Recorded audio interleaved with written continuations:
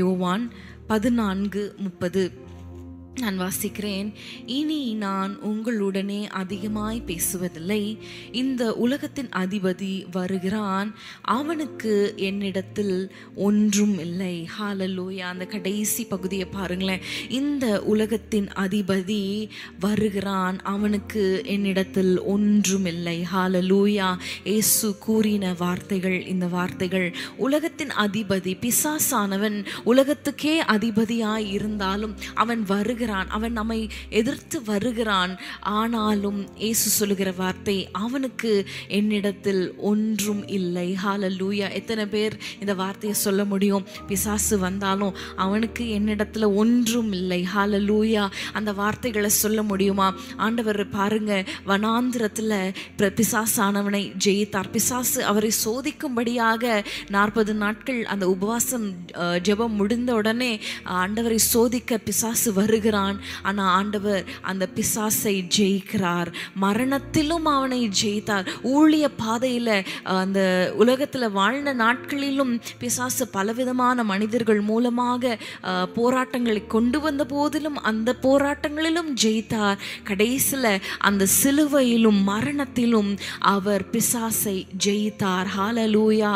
இன்றைக்கு நாமும் ஜெயிக்க, நாமும் பிசாசோடைய தந்திரங்களை எதிர்த்து போராட, அவனிடத்திலிருந்து ஜெயத்தை பெற நாம் அழைக்கப்பட்டிருக்கிறோம். ஆனா எத்தனை பேர் சொல்ல முடியும், பிசாசு வந்தாலும் அவனுக்கு என்னிடத்துல ஒன்றும் இல்லை? எத்தனை பேர் சொல்ல முடியும்? 1 பேதுரு 5:8 நம்ம பார்க்கிறோம், பிசாசானவன் எவனை விழுங்கலாமோ என்று அவன் சுற்றி திரிகிறான், வகை தேடி சுற்றி திரிகிறான் என்று நம்ம பார்க்கிறோம். தெளிந்த புத்தியுள்ளவர்களாயிருங்கள், விழித்திருங்கள், ஏனெனில் உங்கள் எதிராளியாகிய பிசாசானவன் கெர்ச்சிக்கிற சிங்கம் போல எவனை விழுங்கலாமோ என்று வகை தேடி சுற்றி திரிகிறான். ஹல்லேலூயா.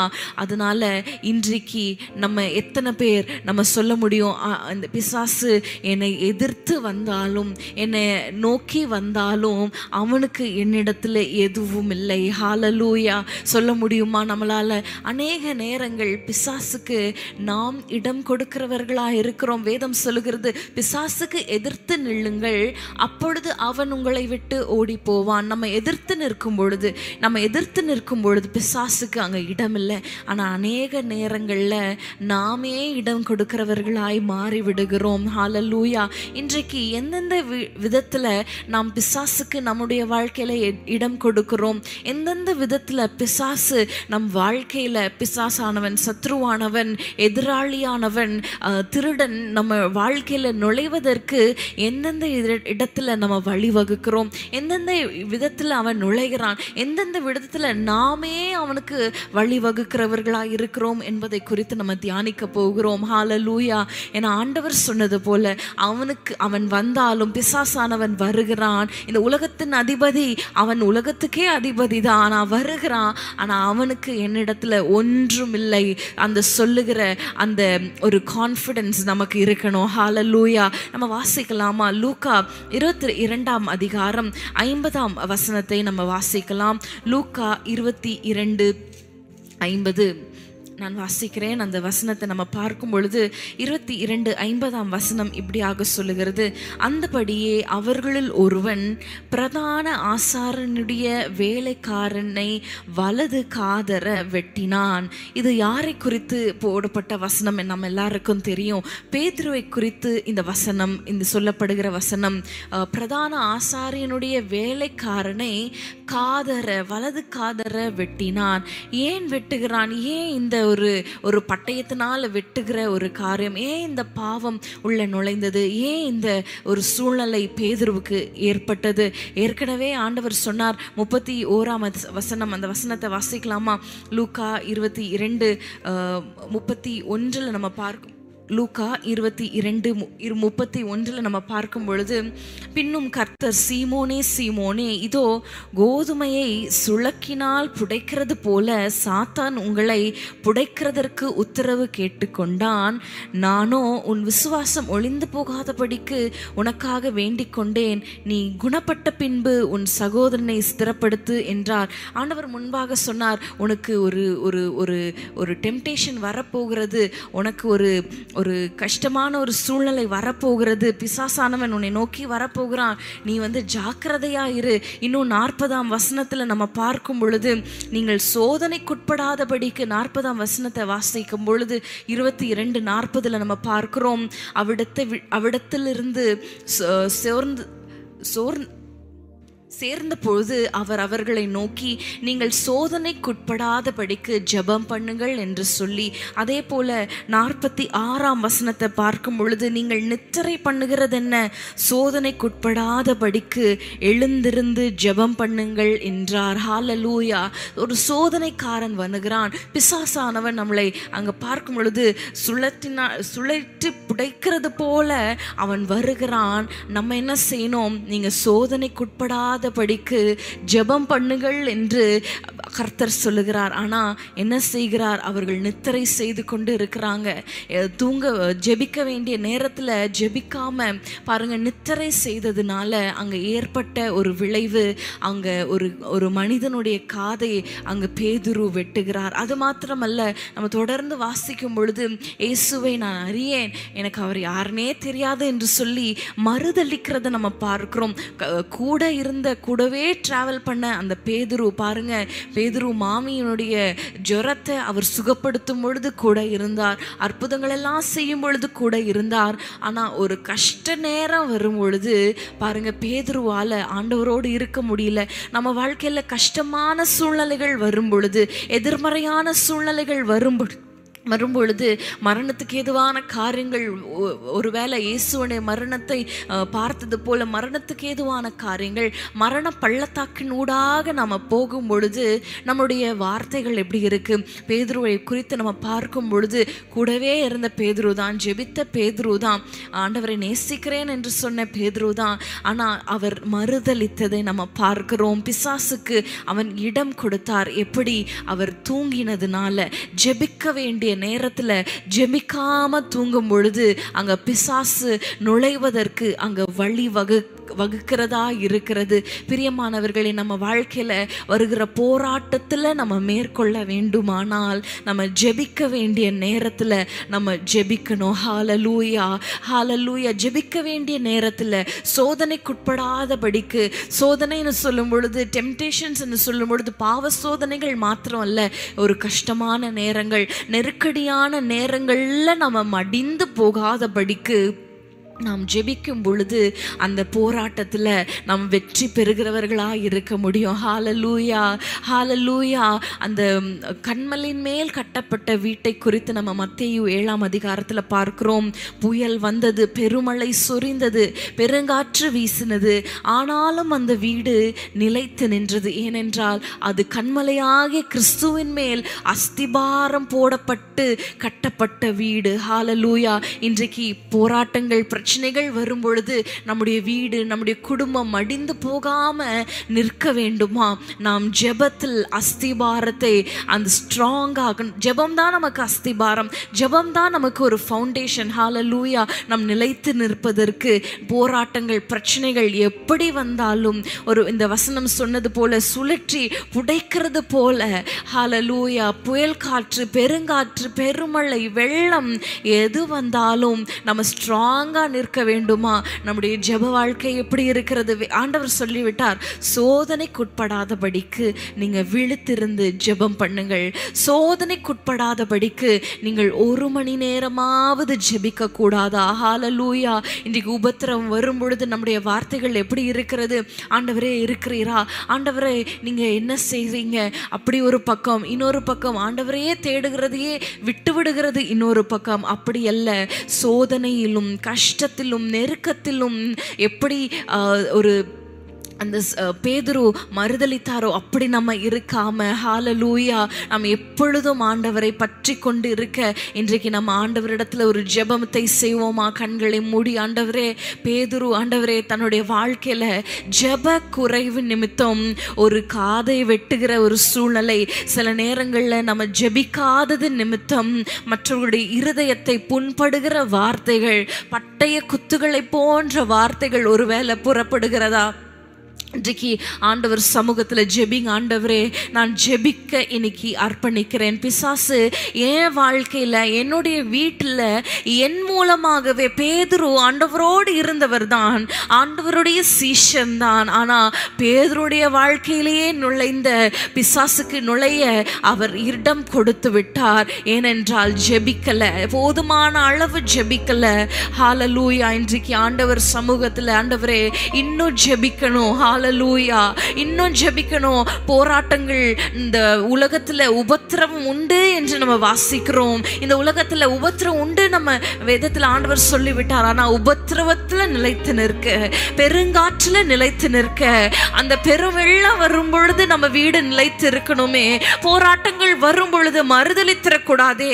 போராட்டங்கள் வரும் பொழுது நம்முடைய வார்த்தையினால ஆண்டவரை காயப்படுத்தி விட்டோமா, நம்முடைய வார்த்தையினால ஆண்டவரை மறுதலித்து விட்டோமா, ஜெபித்து என்ன பிரயோஜனம், ஆண்டவரை தேடி என்ன பிரயோஜனம், ஆண்டவருக்கு கொடுத்து என்ன பிரயோஜனம்? இப்படிப்பட்ட வார்த்தைகளை பேசுகிறதுனால ஆண்டவருடைய இருதயம் எவ்வளோ கஷ்டப்படும். அதனால பிசாசுக்கு எவ்வளோ ஒரு ஆதாயம். இன்றைக்கு நீங்க பிசாசுக்கு இடம் கொடுக்க கூடாது. ஹல்லேலூயா.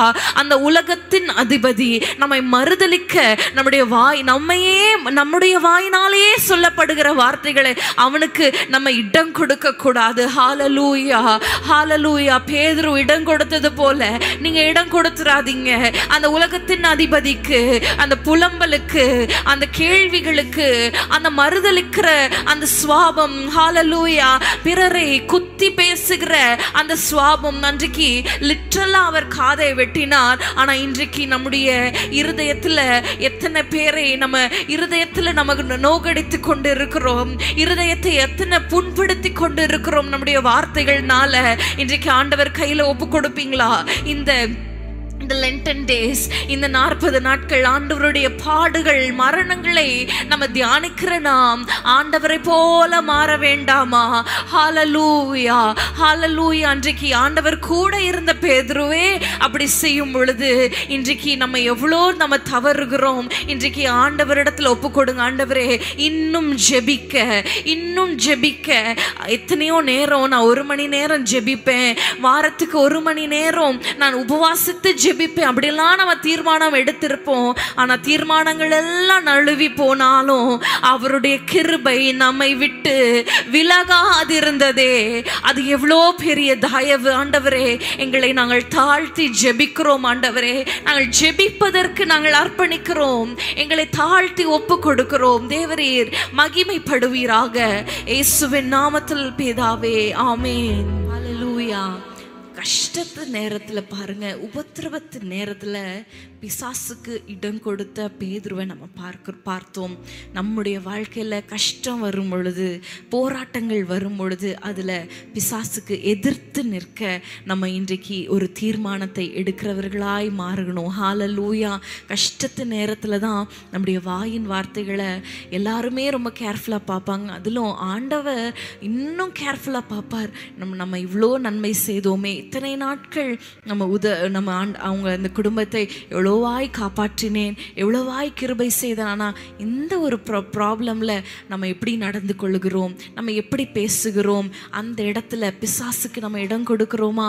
அதை ஆண்டவர் அதிகமாய் உற்று நோக்கி கொண்டு இருக்கிறார். ஹல்லேலூயா.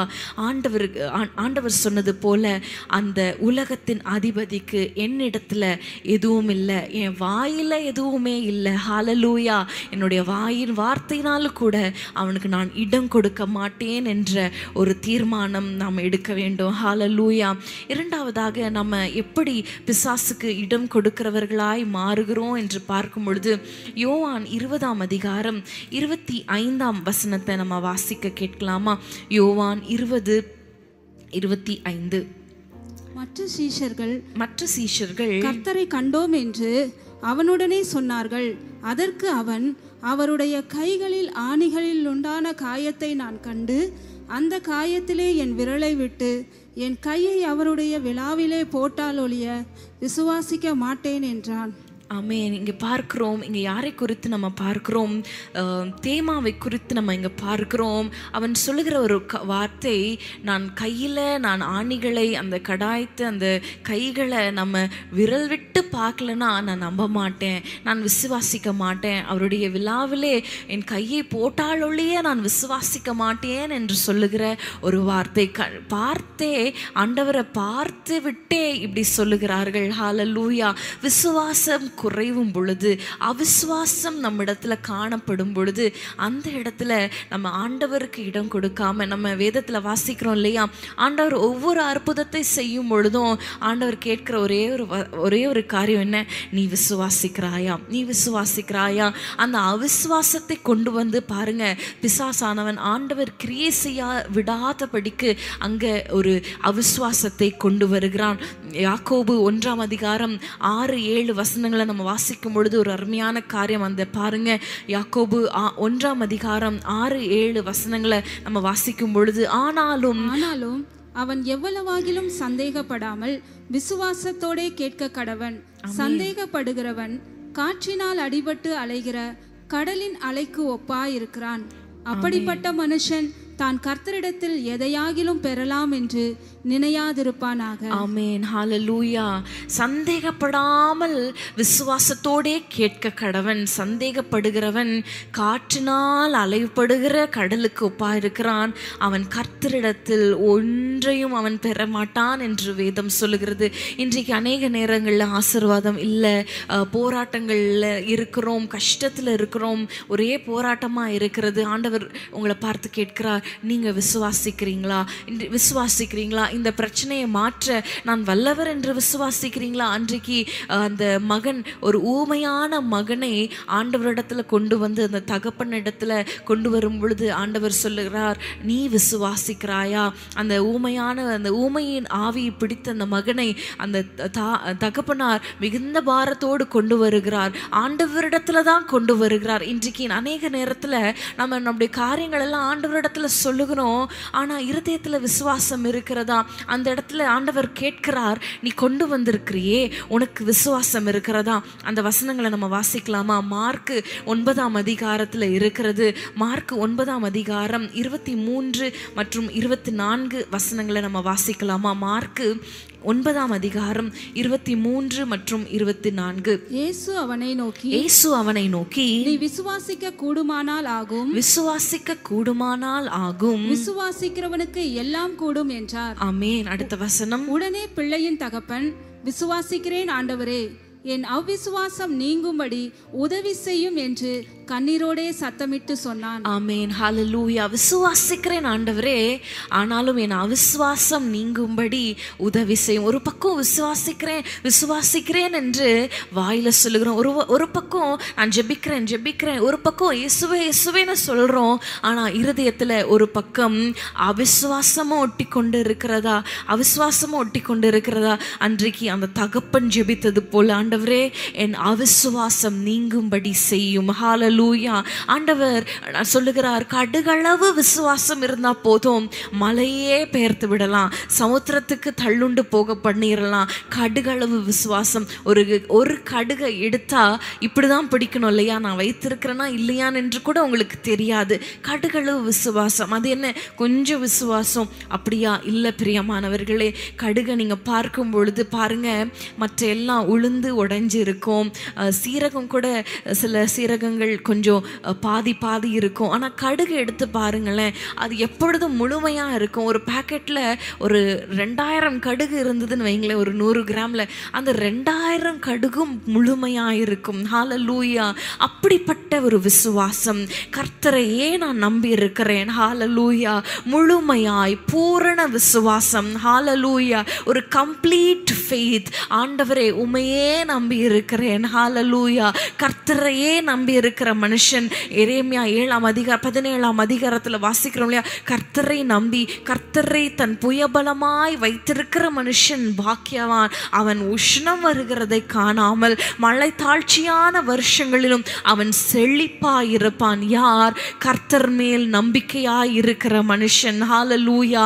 ஆபிரகாமை குறித்து நம்ம வாசிக்கிறோம். அவனுடைய வாழ்க்கையில நடந்த சூழ்நிலைகள்லாம் எதிர்மறை. திருமணமாகி 100 வருடத்துல ஒரு பிள்ளை. ஹல்லேலூயா. கற்பம் செத்து போன சூழ்நிலை.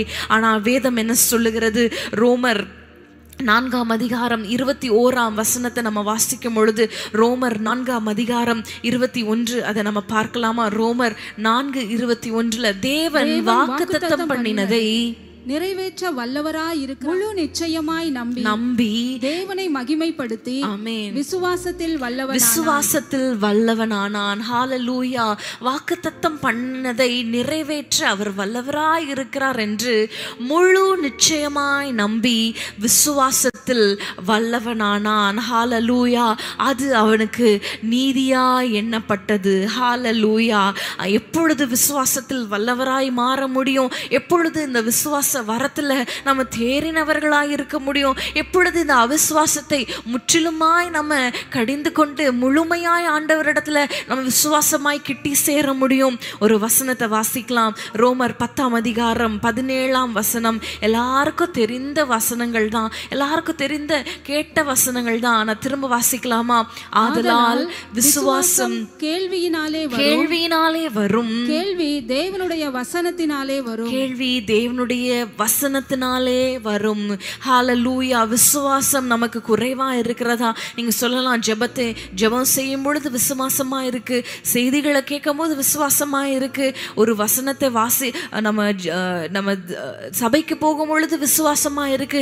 ஆனா வீட்டுக்கு வரும்போது சூழ்நிலைகள்லாம் பார்க்கும் பொழுது, வீட்டுக்கு வந்த உடனே பிரச்சனைகள் வருகிறது, வீட்டுக்கு வந்த உடனே சமாதானத்தை கெடுத்து விடுகிறான் பிசாசு. என் விசுவாசம் எல்லாம் அற்று போகுது. விசுவாசமாய் நான் ஆரம்பிக்கிறேன், ஒவ்வொரு மாதத்தையும் விசுவாசமாய் ஒவ்வொரு வருடத்தையும் நான் ஆரம்பிக்கிறேன். ஆனா நாட்கள் போக போக என் விசுவாசம் குன்றி போகிறது. நான் விசுவாசமாய் காத்திருக்கிறேன், தீர்மானிக்கிறேன். ஆனா நாட்கள் செல்ல செல்ல, மாதங்கள் உருண்டோட என்னுடைய விசுவாசத்தின் அளவு குறைந்து போய்கொண்டே இருக்கிறது என்று சொல்றீங்களா? இந்த வசனம் சொல்லுகிறது, விசுவாசம் கேள்வினாலே வரும், கேள்வி கர்த்தருடைய வசனத்தினாலே வரும். ஹல்லேலூயா. நம்ம எவ்வளவுக்கு எவ்வளவு கர்த்தருடைய வசனத்தை நம்ம தியானிக்கிறோமோ, எவ்வளவுக்கு எவ்வளவு கர்த்தருடைய வசனத்தில் நம்ம தேடி வாசிக்கிறோமோ, அவ்வளவுக்கு அவ்வளவு நம்முடைய விசுவாச வரத்தை ஆண்டவர் கூட்டி விடுவார். ஹல்லேலூயா. நம்முடைய விசுவாசம் அவ்வளவு அதிகமாய் மாறும். ஹல்லேலூயா. போராட்டங்கள் வரும் பொழுது நம்ம சந்தேகப்படாம, ஆண்டவர் என்னோடு இருக்கிறார். ஹல்லேலூயா. என்ன பிரச்சனை வந்தாலும் நீங்க மனிதரிடத்தில் போகாம ஆண்டவருடைய வசனத்தை, இந்த ஜீவனுள்ள வசனத்தை நீங்க வாசிக்கும் பொழுது, பிரியமானவர்களே, நிச்சயமாக ஒரு வார்த்தையினூடாக உங்களோடு பேசுவார். நிச்சயமாக ஆண்டவர் உங்களோடு அந்த வார்த்தையோடு நிச்சயமாக பேசுவார். அந்த வார்த்தை உங்களுக்கு விசுவாசத்தையும் பலனையும் கிருபையும் உங்களுக்கு தரும். ஹல்லேலூயா. ஒரு காரியம் ஞாபகத்துக்கு வருகிறது. ஒரு நாள் நான் ப்ரெக்னெண்ட்டாக இருக்கும் பொழுது ஒரு ஆல்மோஸ்ட் ஒரு 1.5 days எனக்கு பேபியோட மூமெண்ட்ஸே என்னால் ஃபீல் பண்ண முடியல. ஒரு 8 months இருக்கும். அப்பொழுது ரொம்ப நான் பயந்துட்டேன். அப்போது நான் டாக்டர்கிட்ட போகலாமா, நான் என்னோட கணவரிடத்தில் சொல்லும் பொழுது, நீ பயப்படாத, பொறுமையாரு அப்படின்னு சொன்னாங்க. அப்போது நான் வேதத்தை எடுத்து வாசிக்கும் பொழுது ஒரு வசனத்தை ஆண்டவர் எனக்கு காட்டினார், சுட்டி காட்டினார். அந்த வசனம் இப்படியாக சொல்லும், அழிவும் நாசமும் உன் தேசத்தில் இருக்க மாட்டாது, அழிவும் நாசமும் உன் தேசத்தில் இருக்க மாட்டாது என்ற வசனத்தின் ஊடாக என்னோடு பேசினார். அந்த வசனம் எனக்கு அதிகமான விசுவாசத்தை கொடுத்தது. பேபி மூமெண்ட்ஸ் தெரியலன்னே ரொம்ப பயமாக இருந்தது. ஒருவேளை இதை ஆயிருமோ, அப்படி ஆயிருமோ, இப்படி ஆயிருமோ என்று சொல்லி பலவிதமான யோசனைகள் தாய்மார்களுக்கு தெரியும். இப்படி வந்து கொண்டு இருக்கும் பொழுது ஆண்டவர் இந்த வசனத்தின் மூலமாக எனக்கு விசுவாசத்தை கொடுத்தார். கொடுத்தார். ஒருவேளை இது சின்ன காரியமா இருக்கலாம், இதெல்லாம் ஒரு காரியமா அப்படின்னு நீங்க சொல்லலாம். ஆனா அந்த நேரத்துல பாருங்க, ரொம்ப பயமா இருந்தது, ரொம்ப கலக்கமா இருந்தது. உங்களுடைய வாழ்க்கையில கலக்கமா இருக்கிற நேரங்கள்ல நீங்க படுக்கைக்கு போகாதீங்க.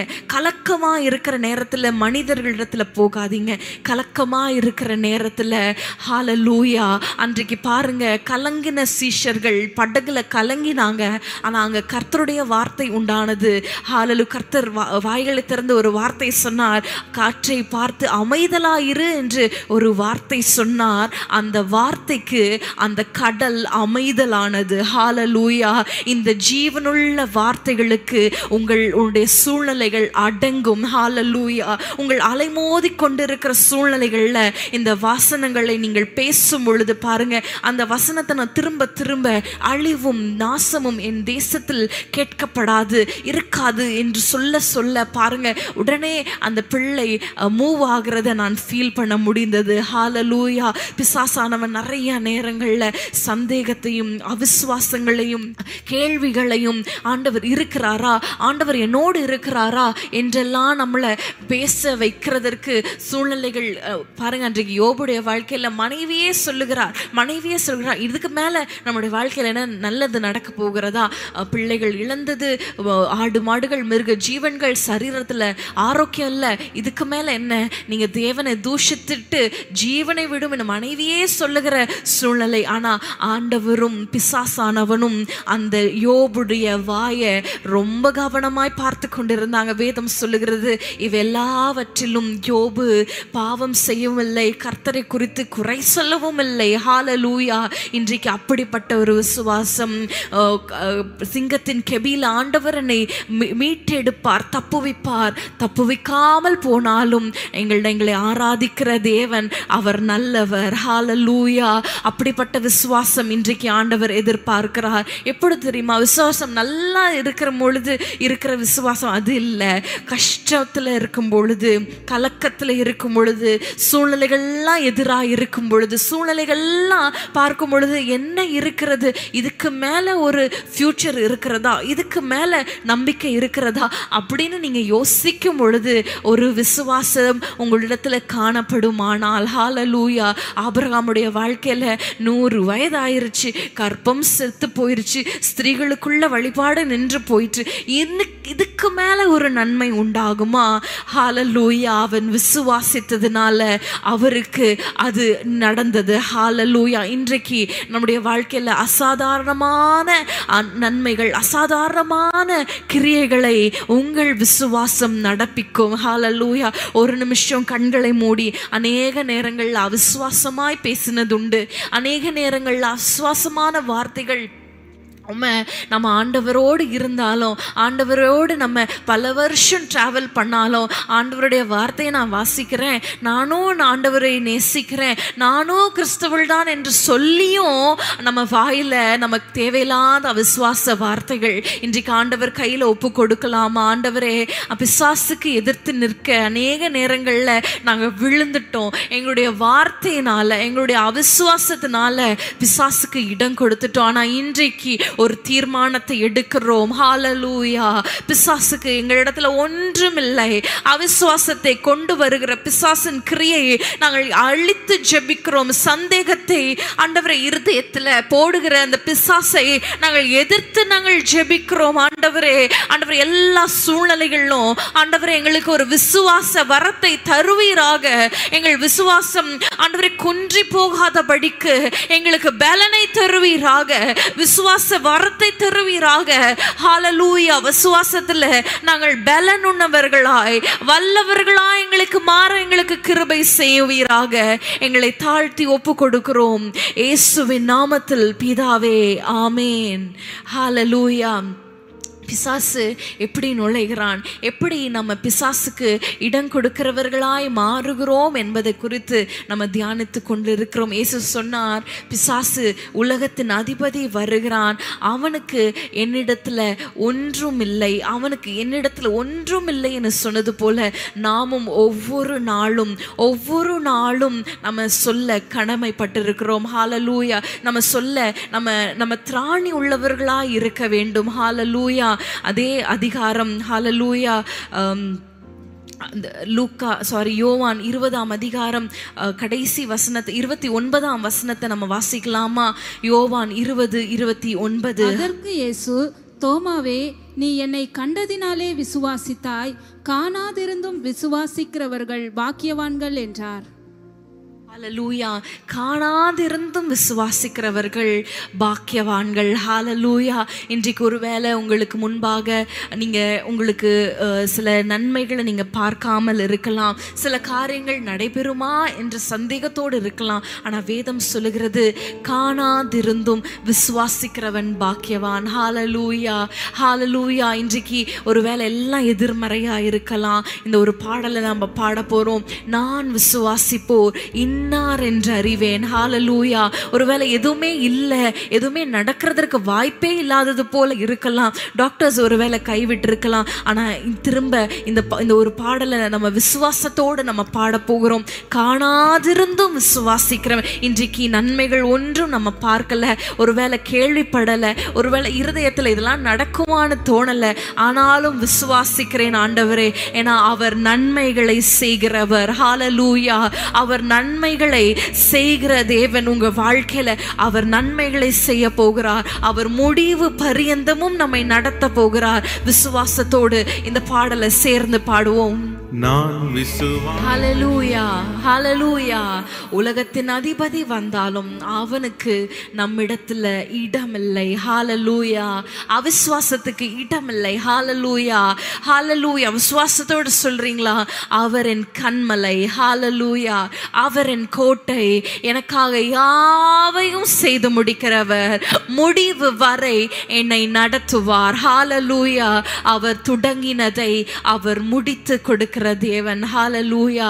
இன்னொரு காரியத்தை நம்ம பார்க்கும் பொழுது லூக்கா 22ஆம் அதிகாரம் 3ஆம் வசனத்தை நீங்க பாருங்க. 22:3. அப்பொழுது 12 ஒருவனாகிய இஸ்காரியோத் என்னும் மறுபேர் கொண்ட யூதாசுக்குள் சாத்தான் புகுந்தான். 5ஆம் வசனம். அவர்கள் சந்தோஷப்பட்டு அவனுக்கு பணம் கொடுக்க உடன்பட்டார்கள். அடுத்த வசனம். அதற்கு அவன் சம்மதித்து ஜனக்கூட்டமில்லாத வேளையில் அவரை அவர்களுக்கு காட்டி கொடுக்கும்படி சமயம் தேடினான். பாருங்க, இந்த வசனத்துல நம்ம பார்க்கும் பொழுது யூதாசுக்குள்ள பிசாசு நுழைகிறான். 22ஆம் வசனம் 22ஆம் அதிகாரம் 3ஆம் வசனத்துல பார்க்கும் பொழுது யூதாசுக்குள் சாத்தான் புகுந்தான். யூதாசுக்குள் சாத்தான் புகுந்தான்.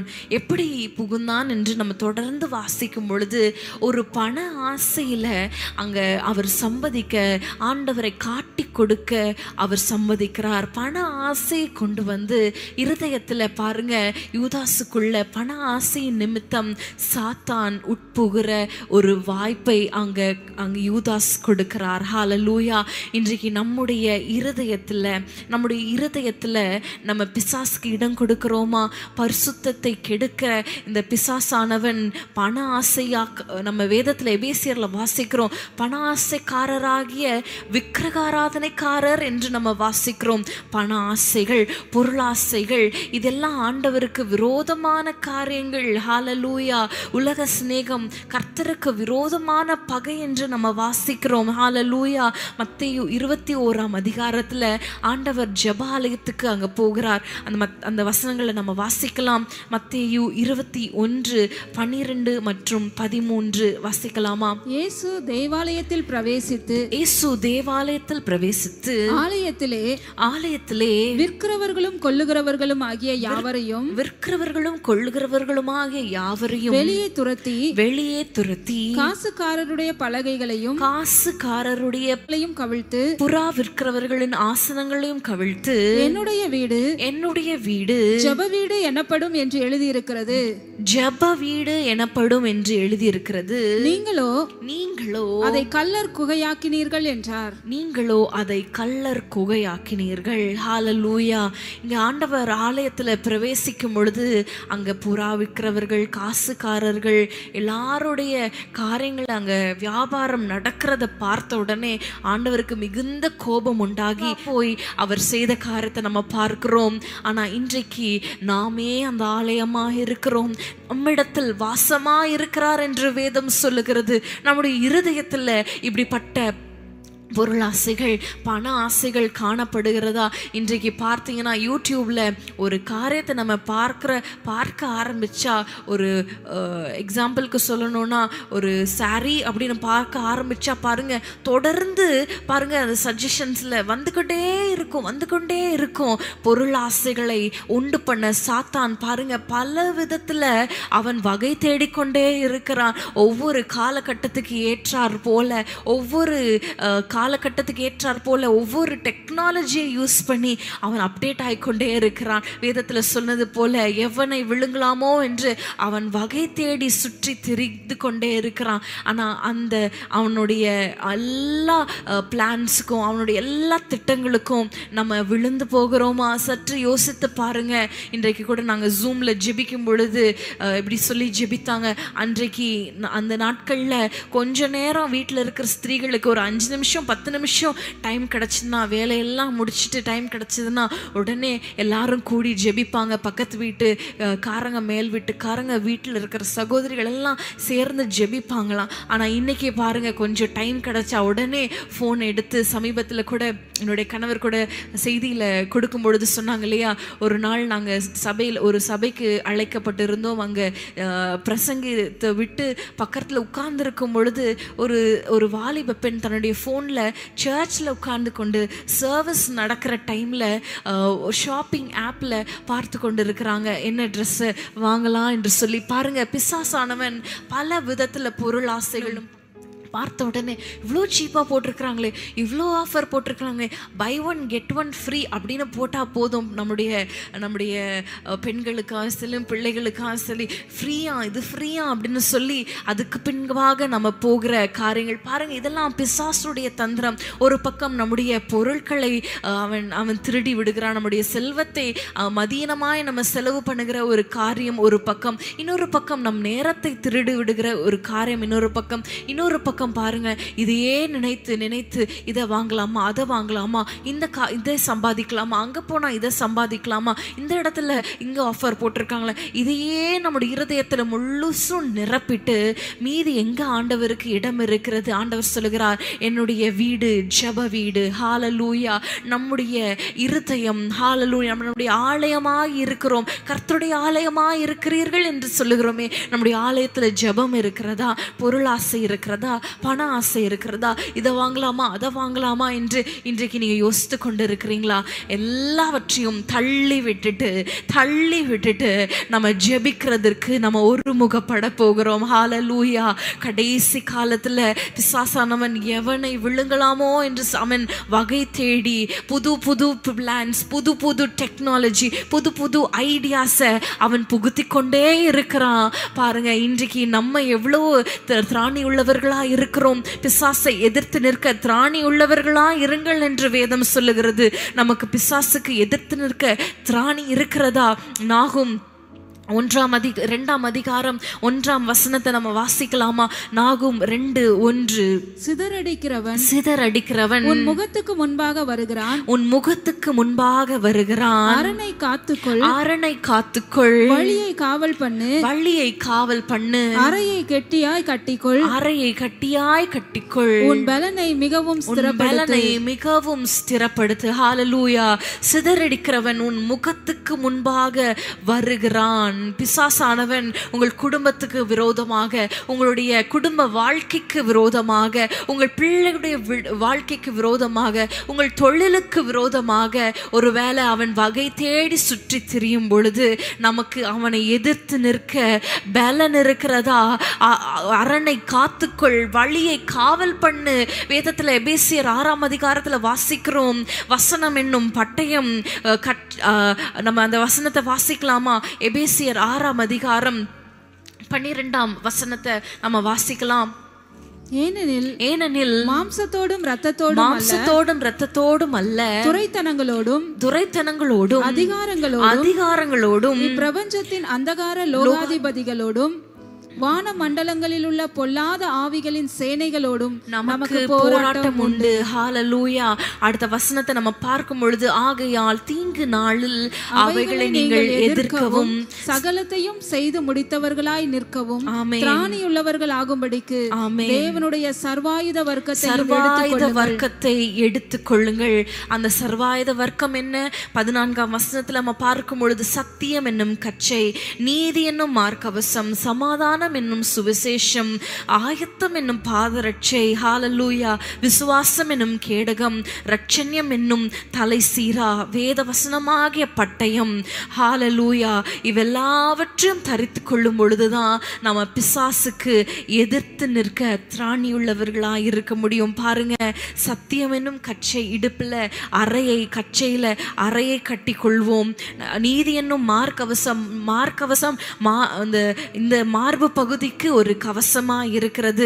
15ஆம் வசனத்துல நம்ம பார்க்கும் பொழுது, சமாதானத்தின் சுவிசேஷம் என்னும் ஆயுதம் என்னும் பாதரட்சை, கால்களுக்கு பாதரட்சை ஒரு காரியம் இருக்கிறது. இன்னும் விசுவாசம் என்னும் கேடகம், ஒரு கையில கேடம் இருந்தாதான் இது சர்வாயுத வர்க்கம். இந்த சர்வாயுத வர்க்கம் இருந்தாதான் பிசாசானவன், நம்ம எதிராளியாகிய பிசாசானவன் நமக்கு எதிர்த்து வரும் பொழுது அவனை எதிர்த்து நம்ம போராட முடியும். அவன் ஏகிற அம்புக்கு நம்மை தற்காத்து கொள்ள முடியும். அவனுக்கு விரோதமாக நம்ம போராட முடியும். ஆனா இதெல்லாம் இல்லைன்னு வைங்களேன், அந்த ஆயுதங்கள் ஒன்றும், இந்த கவசங்கள் ஒன்றும் இல்லைன்னு வைங்களேன், நம்மளால எதிர்த்து நிற்க முடியுமா? எதிர்த்து நிற்க முடியாது. நம்ம முதுகை காட்டுகிறவர்களாய் மாறிவிடுவோம்.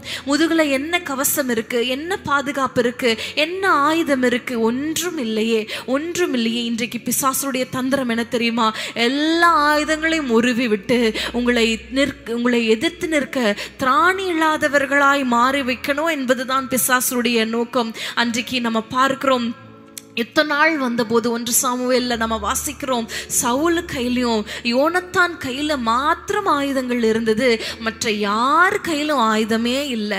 அப்போ யுத்தம் வருகிறது. உங்களுக்கு உங்கள் இந்த உலகத்துல போராட்டம் ஒன்று என்று வேதத்துல வாசிக்கிறோம். யுத்த நாள் வருகிறது. யுத்த நாள் வரும் பொழுது நம்ம திராணி இல்லாதவர்களாய் நிற்போமானால் நம்ம மடிந்து போயிடுவோமே. நம்ம முதுகை காட்டிட்டு நம்ம கையில ஒரு ஆயுதமும் இல்லை, ஜெபம் இல்லை, ஒரு விசுவாசம் இல்லை, வசனம் இல்லை, ஒன்றும் இல்லை என்று சொல்லி அப்படியே நிற்போமானால் பிசாசனுடைய ஆயுதங்களுக்கு நாம் இரையாயிருவோமே. நம்மளால எதிர்த்து நிற்க முடியாது. இந்த நாட்கள்ல ஆண்டவரிடத்துல, ஆண்டவரே என்னை பரிசுத்தப்படுத்துங்க, இருதயத்துல இருக்கிற தேவையில்லாத குணங்கள், ஹalleluya, தேவையில்லாத காரியங்கள், தேவையில்லாத நபர்கள், பிசாசு ஒருவேளை பண ஆசை, பொருள் ஆசை, சில ஷோஸ், நீங்க யூடியூப்ல தேவையில்லாத சீரியல்ஸ், தேவையில்லாத சீரீஸ் நீங்க பார்க்க வைத்து பாருங்க. உங்கள் நேரத்தை, உங்கள் ஜெப நேரத்தை ஒருவேளை திருடி இருக்கலாம். அது அவனுடைய ஆயுதம். உங்கள் ஆயுதத்தை உருவபடி அவன் கொண்டு வருகிற ஆயுதம் என்பதை நீங்கள் அறிந்து கொள்ள வேண்டும் பிரியமானவர்களே. ஹalleluya. எரேமியா 1:19 நம்ம வாசிக்கிறோம், அவர்கள் உங்களுக்கு விரோதமாய் யுத்தம் பண்ணுவார்கள், ஆனாலும் உன்னை மேற்கொள்ள மாட்டார்கள், உன்னை ரட்சிக்கும்படி நான் உன்னோடு கூட இருக்கிறேன் என்று ஆண்டவர் சொல்லுகிறார். யுத்தம் பண்ணுவார்கள், விரோதமா யுத்தம் பண்ணுவார்கள். யுத்தம் பண்ணும் பொழுது நம்ம கையில ஆயுதம் இருக்கணும். ஹalleluya, ஆயுதம் இருக்கணும். இன்றைக்கு ஆயுதத்தை திருடி விட்டானா பிசாசானவன் திரும்ப ஆயுதத்தை தரித்து கொள்ள இன்றைக்கு இந்த உபவாச நாள்ல ஆண்டவரை நோக்கி நம்ம பார்க்க போகிறோம். ஆயுதம் அணிந்த பலவான் வந்தாலும், ஹalleluya, அந்த ஆயுதம் அணிந்த பலவானை காட்டிலும் என்னோடு இருக்கிறவர் அவர் மிகவும் பெரியவர். ஹalleluya. உன்னை ரட்சிக்கும்படி நான் உன்னோடு கூட இருக்கிறேன். உன்னோடு கூட இருக்கிறேன் என்ற வார்த்தை யாருக்கு பொருந்தும்? அவரோடு இருக்கிறவர்களோடு நான் உங்களோடு இருக்கிறேன். ஹல்லேலூயா. நம்ம வாசிக்கிறோம் இல்லையா, ஒருவன் என்னோடு இருந்தால் நானும் அவனோடு இருப்பேன், அவன் என்னோடு இருப்பான். ஹல்லேலூயா. அவரோடு இருக்கிறதுக்கு அடையாளம் அவரோடு ஜெபிக்கிறது, அவரோடு இருக்கிறதுக்கு அடையாளம் இந்த வேதத்தை தியானிப்பது, அவரோடு இருக்கிறதுக்கு அடையாளம் பரிசுத்தமாய் நம்ம ஜீவியத்தை காத்துக்கொள்வது, அவரோடு இருக்கிறதுக்கு அடையாளம் அவரோடு நடப்பது. இன்றைக்கு ஒன்றும் இல்லாம ஆண்டவர் என்னோடு இருக்கிறார் என்று சொல்வோம், ஆனால் நம்மை காட்டிலும் மதியினவர்கள் ஒருவரும் இல்லை. ஹல்லேலூயா. இன்றைக்கு நம்ம கிறிஸ்தவர்களா இருக்கிறதுனால எதுக்கு எடுத்தாலும் ஸ்தோத்திரம், எதுக்கு எடுத்தாலும் நான் ஜெபிக்கிறேன், எதுக்கு எடுத்தாலும் ஆமென் ஹல்லேலூயா. ஆனா இருதயத்தை அவர் ஆராய்ந்து அறிகிறார். கர்த்தர் இருதயத்தை அவர் நிறுத்து பார்க்கிறார் என்று வேதம் சொல்லுகிறது. இன்றைக்கு இருதயத்தை அவர் உங்கள் இருதயத்தை பார்க்கும் பொழுது என்ன இருக்கிறது? இருதயத்தை ஆகிய சிங்காசனத்துல ஆண்டவர் வீற்றிருக்கிறாரா? பொருளாசை வீற்றிருக்கிறதா? பிசாசு வீற்றிருக்கிறானா? பாவம் வீற்றிருக்கிறதா? இல்ல பிரியமானவர்களை, இன்றைக்கு ஆண்டவர் கையில நாம ஒப்பு கொடுக்கும் பொழுது ஒருவேளை பிசாசு உங்க ஜெப நேரத்தை திருடி இருக்கலாம், உங்களுடைய உபவாச நாட்கள்ல திருடி இருக்கலாம், உங்களுடைய வேத வாசிப்பை திருடி இருக்கலாம். வேதம் வாசிட்ட ஒண்ணுமே புரியல, நான் சோர்ந்து போயிட்டேன் நீங்க சொல்றீங்களா? கண்களை மூடி ஆண்டவர் சமூகத்துல இந்த உபவாச நாளில் ஆண்டவரே உம்மை நோக்கி பார்க்கிறோம். ஆண்டவரே அந்த பலவான், ஆயுதம் அணிந்த பலவான், ஹல்லேலூயா, உலகத்தின் அதிபதி எங்களிடத்துல உலகத்தின் காரியத்தை கொண்டு வந்தாலும் அவனுக்கு எங்களிடத்துல ஒன்றும் இல்லை சொல்லுகிற அந்த அதிகாரத்தை எங்களுக்கு தருவீராக, அந்த அதிகாரத்தை எங்களுக்கு தருவீராக. ரீபால ஷத ரபக்கவா. ஹல்லேலூயா. ஆவியானவரே, ஆண்டவரே, எங்களுடைய ஆயுதத்தை பிசாசானவன் திருடி இருக்கலாம், ஆனா திரும்ப அந்த ஆயுதத்தை தரித்து கொள்ள எங்களுக்கு கிருபை தருவீராக. எங்கள் ஆண்டவரே ஜெப நேரங்கள், எங்களுடைய வேத வாசிப்பு எல்லாவற்றையும், எங்களுடைய அபிஷேகத்தை ஒருவேளை தணிந்து போயிருக்கலாம், ஆண்டவரிடத்துல கேளுங்க. ஆண்டவரே எங்களை திரும்பவும் உயிர்ப்பிப்பீராக, திரும்பவும் ஆண்டவரே எங்களை எடுத்து நிறுத்துவீராக. எங்கள் ஆயுதங்கள் ஒன்றும் ஆண்டவரே ஒருவேளை துருப்பிடித்தது போல, மங்கி போனது போல, மழுங்கி போனது போல இருக்கலாம், ஆனா ஆண்டவருடைய ஆவியானவர் உங்கள் மேல் இறங்குவார். ஆனால் ஹல்லேலூயா, ஹல்லேலூயா, அவர் பலப்படுத்துகிற ஆவியானவர் பிசாசோட தந்திரங்களோடு எதிர்த்து நிற்க உங்களுக்கு பலனை தருவார், உங்களுக்கு திராணியை தருவார். ஆண்டவரே, ஆவியானவரே, எங்களோடு பேசுகிற உம்முடைய கிருபைக்காக ஸ்தோத்திரம். ஆண்டவரே, இந்த கடைசி நாட்கள்ல ஆண்டவர் இந்த உலகத்தின் அதிபதி கொண்டு வருகிற இந்த உலகத்தின் மோகத்துல, உலகத்தின் வேஷத்தோடு நாங்கள் ஒத்து போகாதபடிக்கு அவனுக்கு எதிர்த்து நிற்க, அவனுக்கு என்னிடத்துல ஒன்றுமில்லை சொல்லுகிற அந்த அதிகாரம் எங்களுக்கு உண்டாவதாக. ஹல்லேலூயா, ஹல்லேலூயா. உலகத்துக்கு ஒத்த வேஷம் தரிக்காம, ஹல்லேலூயா, உலகத்தாரோடு நாங்கள் வாழ்ந்து ஆண்டவரே எங்கள் ஓட்டத்தை முடிக்காம, ஆண்டவரே ஒரு தனித்து நிற்கிற ஒரு ஜீவியம், ஹல்லேலூயா, உம்மோடு நடக்கிற ஒரு ஜீவியம் எங்களுக்கு தருவீராக. ஹல்லேலூயா. எங்களை தாழ்த்தி ஒப்பு கொடுக்கிறோம். எங்கள் பரிசுத்தத்தை கெடுத்த எல்லா பிசாசின் கிரைகளை நாங்கள் கழிந்து கொள்ளுகிறோம். எங்களுடைய இருதயமாகிய ஆலயத்துல ஆண்டவரே உமக்கு இடம் கொடுக்காம பலவிதமான நபர்களுக்கு இடம் கொடுத்தது உண்மைதான். பலவிதமான காரியங்கள், பலவிதமான, ஒருவேளை அது ஒரு டிவி ஷோவா இருக்கலாம், டிவி சீரீஸா இருக்கலாம், அதற்கு நாங்க இடம் கொடுத்துட்டோம்.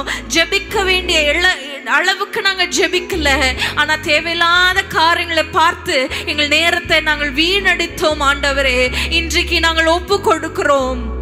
எங்களை பலவானாய் மாற்றுவீராக, எங்களை ஆவியில பலனுள்ளவர்களாய் மாற்றுவீராக. பிசாசின் தந்திரங்களோடு எதிர்த்து நிற்க திராணி உள்ளவர்களாய் எங்களை மாற்றுவீராக. நீர் எப்படி சொன்னீரோ, பலவான் வருகிறான், உலகத்தின் அதிபதி வருகிறான், ஆனாலும் அவனுக்கு என்னிடத்துல ஒன்றுமில்லை என்று சொன்ன அதே அதிகாரம் எங்களுக்கும் உண்டாவதாக. அப்படிப்பட்ட ஒரு வாழ்க்கை, அப்படிப்பட்ட ஒரு ஜெப ஜீவியம், அப்படிப்பட்ட ஒரு விசுவாச வாழ்க்கை, அப்படிப்பட்ட ஒரு பரிசுத்த வாழ்க்கை எங்களுக்கு இருப்பதாக எங்களை தாழ்த்தி ஒப்பு கொடுக்கிறோம். இயேசுவின் நாமத்தில் பிதாவே, ஆமென். ஹல்லேலூயா.